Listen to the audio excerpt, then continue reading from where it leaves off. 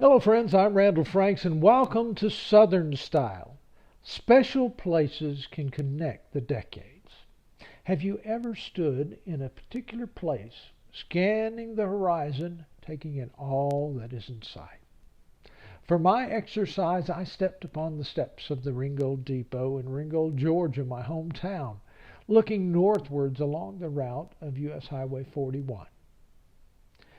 As you recognize all within your purview, could you imagine how many have stood exactly where you do, seeing the same view through history? The Ringgold Depot was completed in 1849, 2 years after the formation of the city. Upon its dedication by the Western and Atlantic Railroad, I can imagine the new city commission standing in front of it, looking out upon Ringgold. My cousins George Anderson and Michael Dixon, who were on that commission, may have stood there imagining what their community would become now. A decade earlier, Cherokee Assistant Chief Richard Taylor might have stood in that area, looking out upon his Taylor's Crossroads, before he joined 1,000 people who began the long journey to the Indian Territory on the Trail of Tears. Among them were some of my cousins who would marry his daughters. 12 years later, in January of 1861, two more cousins, Joseph T. McConnell and Presley Yates, would stand there looking out before stepping up on the train to travel to Milledgeville, Georgia. Their trip in the coming years would change the vista from the Ringgold Depot. They were sent to vote in the secession convention. One would vote for and one against. The majority chose to leave the United States.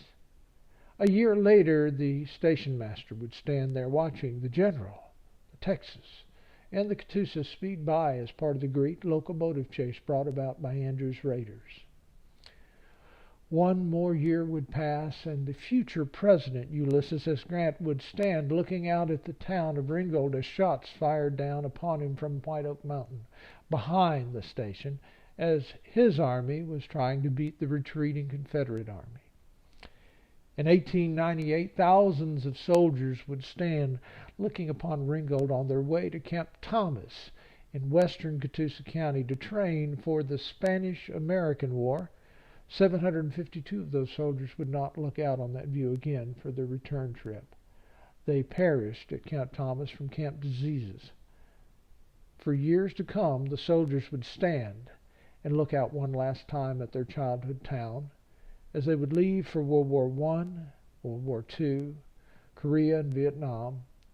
Many would hold on to that view and their partings with their mom, dad, wife, or girlfriend throughout their journey, hoping to see it and them again. With the abandonment of passenger service to the area, the depot only took on occasional cargo shipments, but it soon became simply a fading memory of the past until city businessmen turned it into a concert venue. For me, I stood there and welcomed thousands while hosting monthly gospel concerts for over a decade, and as a council member, I helped ease the building into its role as a community center.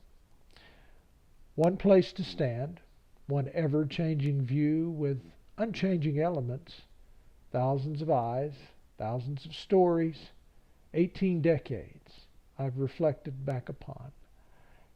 Is there a similar place that you are in daily, weekly, or monthly in your hometown? Do you know how it touched people's lives, or do you just take it for granted? Does it need some attention, some love, some recognition, or even some signage?